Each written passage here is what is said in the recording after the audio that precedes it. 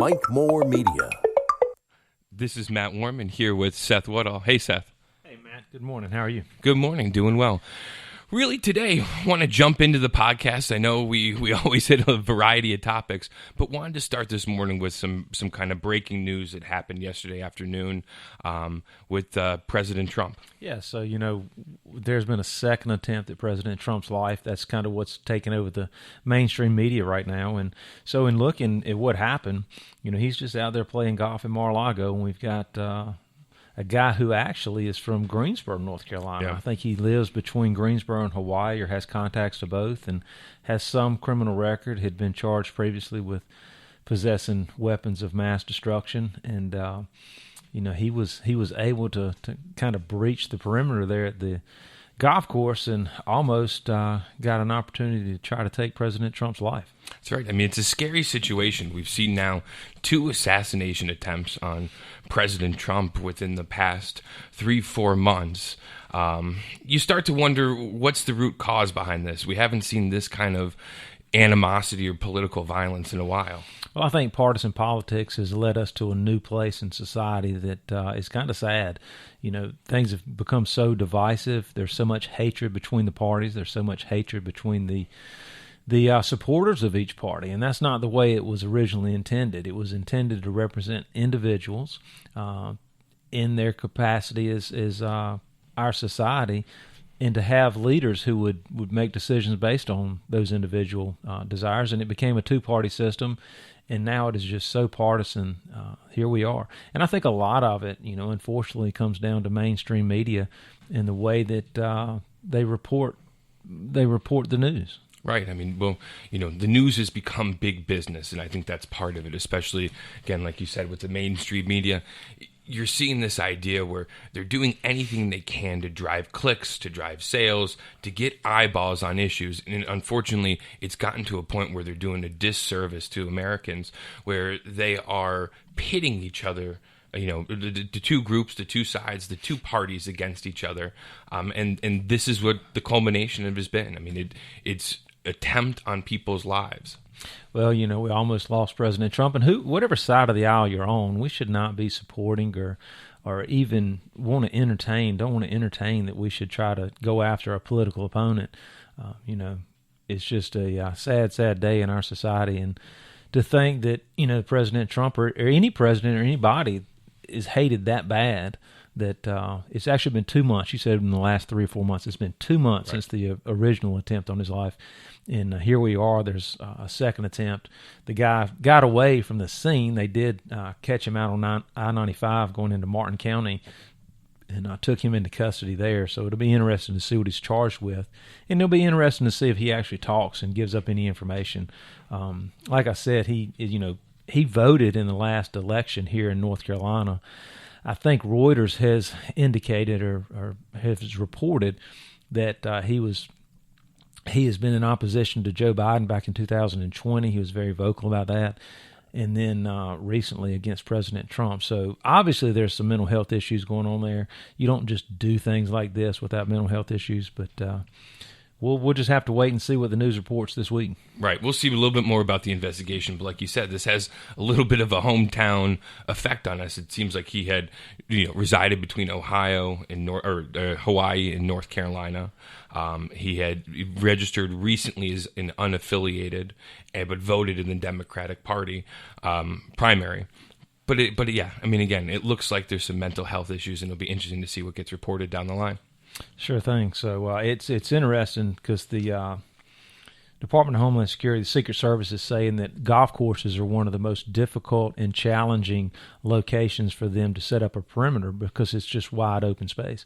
And so they had said that golf courses are pretty much the most open spaces they'll allow a president to go. Now, I'm not sure how you tell a president they can't go somewhere, but evidently the Secret Service will not allow presidents to get into any more wide open locations than golf. But I think golf has been a big part of many presidents' hobbies over the years, and it's just where we're at in this world, and hopefully they will learn. I'll tell you this, I'll bet you that security will be ramped up around Mar-a-Lago in the coming days. Right, absolutely. Well, and we went to Mar-a-Lago, and we saw how wide open it can really be, even though there's Secret Service everywhere. It's still scary that there's opportunities for people to kind of break in like that. Well, it happened yesterday, so we'll just have to see what happens this week. Right. So next up, Matt, we just want to report on the new office. So we're back to business. Yeah. So currently, right in the midst of a massive office renovation on Thompson Street. I had purchased 515 Thompson Street from UNC Rockingham. It was a medical facility. And we've gone in, and when I say completely renovated the interior, it is a complete overhaul. You know, the building was very nice structure, nice bones, but it was set up as a medical facility, which means there were small exam rooms that just can't be utilized for us in our practice. So we have pretty much gutted the entire building and putting it back together. So we've got all the walls framed up. They're moving the electrical service today or this week. And so then we'll start sheetrocking, put floors in. And so we're hoping to be ready to move in first of the year. Yeah, I mean, it's going to be a pretty incredible renovation. I mean, really, really cool. And I know we've talked about it in the past, but, you know, the office we have right now has been wonderful. I mean, it has been, I think, kind of a stalwart of the community for a long time, but we've just outgrown it. And we've had people, you know, walking outside and having to wait outside for their appointment because we're so busy. And this is going to be incredible. I mean, but part of that, with that, is we are looking to expand the practice. That we are going to need to fill some space. Yeah, so we are looking to expand, and like you said, Matt, we got girls staff members that are having to share offices. Every day I go out to get clients out of the lobby, and we got clients that are waiting out in the parking lot because we just don't have the room for them. So it's kind of it makes you feel good that we have that kind of business, but at the same time, we want everybody to be comfortable and be able to get inside. So this move is really much needed. We need more staff now. We can't house them, so we're going to be given an opportunity to become more organized, more efficient, and do a better job with this new office. Right. I mean, not to toot our own horn, but to some degree, it's a testament to the success. But again, part of this is going to be the next challenge, and the next challenge is really expanding the practice, finding areas in which we can start growing our business, and like you said, being more efficient, understanding how, when you grow, how you can make that business run the same as when you're able to kind of oversee and be a small mom and pop shop. But one of the areas that we really are looking to grow in, and we currently do, is real estates. I mean, really kind of all facets, whether you're buying a home, selling a home, landlord-tenant issues. This is something that I personally really enjoy, this area of the law, and that I know you've been helping people for a long time. Yeah, so we've been doing real estate. When I came into the practice back in 2006, Marty Melvin and Jimmy Walker, who became my partners later, had a pretty substantial real estate business. Marty did a ton of real estate closings. And so I was able to just kind of work my way in through the years, and I think we do 500-600 closings a year probably on average. Back when things really were booming in the early 2000s because of COVID, we got up closer to 800 to 1,000. So we have done significant real estate closings, and it's really one of the more pleasant things. Normally, when we sit down at a closing table, it's not adverse parties. It's everybody's happy. Someone's selling a home so they can move to another location, or they're upsizing because their family's growing. So they're happy to be selling the house because it's a new chapter in their life. The buyers are typically happy. It's a new chapter in their life. They're excited to get in their new home. So most of the time it's very pleasant. So we're trying to streamline our processes now. We're trying to, communication is the biggest issue with any law practice, and that's our biggest challenge, is being able to communicate. We have hundreds of calls a day on top of emails and walk-ins, and just trying to make sure that we're able to communicate effectively and let everybody know what's going on with their closing. But we're looking at some new software. We've got new individuals, and Matt's really stepped up, and he's helping with the business expansion the models that we're using. So I'm excited. Yeah, definitely. And like you said, by the time you get to that closing table and you're signing those last documents right before you get to the keys, everyone's happy. But, there's a big part of it where, they say moving is one of the most stressful things you can do in your life. And that's where communication is really key for us. We want to make sure people know that we are there for them, along with their real estate agents who, in this community, do a wonderful job walking people through this, this whole process. But it is stressful. And we want to be there for you and make you understand that, hey, as we get through each part of the process, so like if you're buying, we're going to be doing a title examination. We're getting the documents prepared and ready. And when we get to that closing, we want to make sure that everyone knows exactly what they're signing, exactly what's expected of them, what's expected of their lender, and make them feel comfortable because it is a big part of your life. It's a big milestone moment, and people are nervous. Yeah, so I agree 100%, and so we're excited to try to put our new methodology into practice when we get over to Thompson Street. So just a few short months, and I think we're going to become even more efficient than we have been.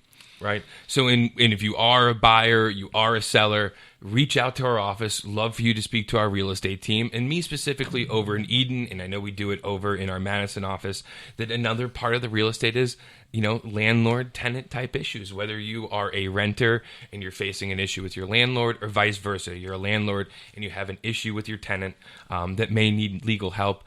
Please feel free to call over to our Eden office, ask for Matt. Love to sit down with you and walk you through the process because, again, those are stressful situations, and those are situations that really need to be handled by the law and in the process. Yeah, so everybody just needs to keep in mind, we do have offices in Eden at 640 Fag Drive there in Eden. We've got myself, Seth Woodall. We've got Matt Warman. We have Tim Dugan, and we have Jimmy Walker there. So we have multiple attorneys there. We have even more staff. I can't remember. We probably have 8 or 9 girls there that work that are support staff, and they're all excellent employees, excellent to the community, and excellent at what they do. So we've got a fully staffed office there in Eden, and we pretty much handle everything from small speeding tickets to the most serious, complicated business transactions that one could think of in this area. So we kind of run the full gamut there in Eden. I also have an office in Madison on Murphy Street. We've got Ben Tucker. It was his practice for approximately 40 years. I bought him out in 2021. He's remained there working full-time. So we've got Ben Tucker, we've got Sam Viscuso, and we have Hannah Gelband. And between the three of those individuals, they pretty much handle any kind of transactional law and court that would be necessary here in Rockingham County. So keep them in mind moving forward. If you live on the western side of the county and need anything, we certainly offer a full-service law practice there with a great staff and great attorneys, just like we do in Eden. Yep. Well, thank you so much, guys. Your support means a lot, and thank you, Mike, for having us on. Until next time. Until next time.